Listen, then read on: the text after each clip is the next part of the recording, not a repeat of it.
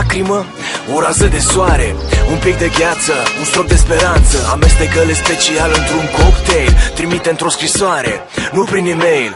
Suntem atâția responsabilizați prea devreme, atâția capturați prea devreme. Din naștere am fost făcut să nu dau naștere, deși la fel ca tine am un copil în mine cu sete de cunoaștere.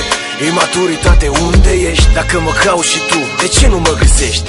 Gândesc irresponsabil, poate inconștient, poate naiv, poate inconștient de inocent. Refuz să mă port cum s-ar cuveni, refuz să-mi doresc să mă asemăn cu semenii. O să iau în joacă ce iau prea în serios acum și o să plec la drum când sunt pregătit de drum. Doamne, fă cumva să mai fiu iar copil, să-ți alerg senin de toate care vin.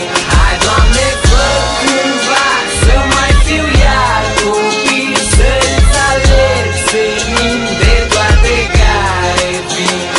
Hai, Doamne, fă cumva să ne întorci vremea când ne sclipea ochii la o cara mea, când hoinăream până ne prindea noaptea, când nu prea conta ce zicea lumea. Chiuleam în masă, prieteni, colegi de clasă, săream în sus când rămâneam singuri acasă. Ne bărbieream, dar aveam un fir în barbă, ne rușineam dacă atingeam fete la baba oarbă. Dar ne-am plictisit și într-o bună zi ne-am trezit maturi, nu mai suntem copii. Umblăm după bani, ne pierdem sănătatea, apoi ne pierdem banii să recapătăm sănătatea. Ne gândim prea mult la viitor, neglijăm prezentul. Sigur cunoști sentimentul, când ești copil vrei să fii om mare, e infantil, iar acum mai dau orice să mai fii iar copil. Hai, Doamne, fă cumva să mai fiu iar copil, să-ți alerg senin de toate care vin. Hai, Doamne, fă cumva să mai fiu iar copil, să-ți alerg senin de toate care vin.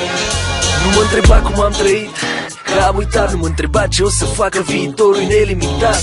Pot doar să spun că trăiesc în prezent, contează doar acum, ieri și mâine sunt doar fund. Aia râd mereu atunci când mi-e greu, dacă aș face altfel sigur n-aș fi eu. Umblu teleleu, îmi văd de drumul meu, puțin schizofrenic, puțin derbedeu. Ca orice român am bani de dat, am bani de luat, dai, dau la stat. M-am relaxat când am aflat că pot să scap dacă n-am nimic de fapt. Mi-e